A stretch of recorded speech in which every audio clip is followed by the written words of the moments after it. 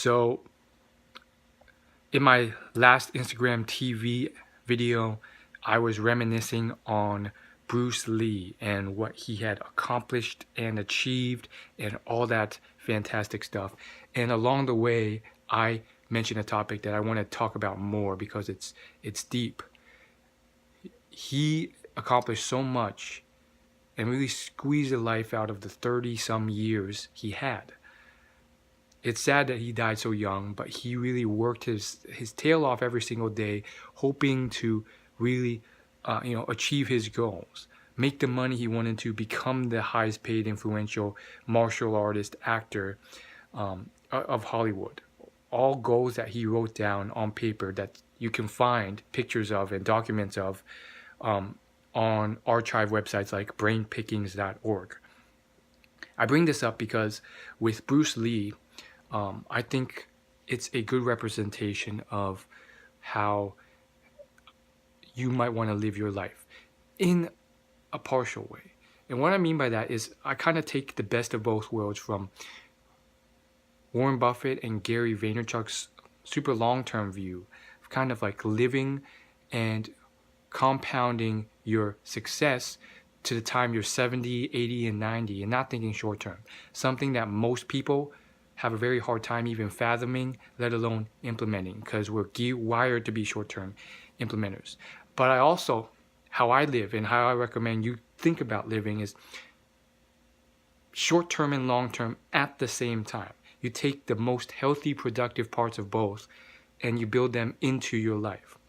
Now, Bruce Lee only lived 30 years, but he really squeezed the juice out of that time, becoming one of the highest paid actors in Hollywood and one of the most influential, not just in the martial arts arena, but the philosophy arena and just general impact arena with people everywhere from Kobe Bryant down to every UFC fighter like Bas Rutten coming out and showing how they impacted his life. But more than that, I think it's about kind of maximizing both points, because you're not guaranteed anything. Nothing's guaranteed. You don't know if you will live until 90. You may die tomorrow, like Bruce Lee didn't know. So with that in mind, you have to kind of work for both at the same time. And I'll explain what I mean, but really take that into account. I think Gary Vaynerchuk and Warren Buffett and all those other long-term thinkers are doing something great by kind of pointing you and making you more aware of the whole idea that, hey, stop acting and whining and complaining that you're not rich and famous at 19 years of age or 25 years of age. You're living until 80 or 90. In the long game, your career and your impact and your progression and growth is far into the future. And if you don't act and think and prepare and plan to do that, you're not going to win. Now, that's something that, although Gary hammers home to most of his audience, many of my Asian American viewers are well familiar with. This is a view that our parents, with the whole doctor thing, kind of understand more and have instilled into us. So I'm not going to belabor or talk too much about that. What I am going to mention is the short-term thing. So, obviously, there's that other problem of hating what you do.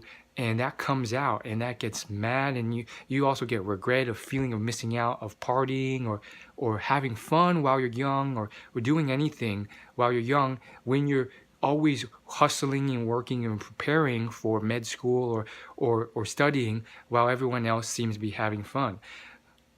But what happens if, like in the book When Breath Becomes Air, you become a doctor and then you find out you have cancer and you're going to die soon? That was a real story that this man chronicled in his book. Or you die even earlier than that, or you don't want to go to med school. So these examples simply point to the fact that the best approach, in my opinion, is to live with both at the same time by choosing the best parts of both and taking them in. This is something I will write much more about. I've hinted at and talked about briefly in previous blog posts, but I'm going to write more in depth about in the future in blog post articles. But in a nutshell, by thinking and living short term, what I mean is that you minimize regret as of right now. You live in a way that you're passionate about what you do now. You enjoy life regardless of whether you're rich or not. You don't need to be rich to be happy, and to fully understand that and articulate that by studying, the foundations of the science of happiness, which I break down in my blog, willyoulaugh.com. If you can understand that, you're living for the short term. And that's the healthy, productive way. We're not talking living in the short term by partying and doing hard drugs and ruining your short, midterm, and long-term health and brain functioning with like cocaine or like excessive partying at the cost of your career growth. That's not the type of short-term living that I'm talking about. I'm talking about enjoying life, doing what you love, forming those strong relationships, spending time with your family, investing in your health, but doing it in ways that you enjoy. Have a job you enjoy that's meaningful. Have exercise that's fun and enjoyable for you. Maybe you don't like bodybuilding exercise routines, but you really like volleyball or running track. That's what you'll do. So that's living in the short term, so that in the rare case that you do end up dying in the next couple years by accident, you don't live a life of regret and resentment and unfulfillment, and you didn't maximize and squeeze the juice out of what you did have. But in the much more likely scenario, and check out the stats that life insurance companies have, the chances of you dying young are much lower. I mean, it's not impossible, but they're much lower than you think. And life insurance companies, they've been doing this for like over a century. They've got the numbers down solid. So check those out. Like, that's how they make money. They've done the algorithms and probability matrices, so they know how likely it is you're going to die. So chances are you're probably going to live longer. But if you don't, you've hedged both of your sides. To use like a risk-return analogy, you've hedged your bets in the best possible way, and in a way that where tails you win, heads you win, mostly. If you do live until 60, 70, 80, or 90, which you will if you just take care of your body, live healthily, avoid cancer, eat well, eat fruits and veggies, all the stuff that you're probably familiar with that you should start doing, exercising like at least 10 minutes a day. Come on, guys. If you start doing that stuff, maybe even throw in meditation in there, then you can start living for the long term as well. Compound that or add on some other things that you can do to plan for the long term, investing in relationships, giving, working on your craft now, and being patient, even if the results aren't showing in the next 2, 3, 5, 10 years. Investing in index funds with no loads or no expenses, all the stuff that will prepare you for long-term success. Investing in relationships, networking, spreading as much value as you can, etc., etc. That's going to start compounding and growing like a snowball. By the time you're 50, 60, 70, 80, 90, hopefully if you live that long and you have good brain functioning still, which you can if you just kind of train your brain and keep it active, you're going to be set. You really are. You're going to win. Trust me, it's not easy. I'm not perfect. You might think, oh man, this guy is so young. He's got it down.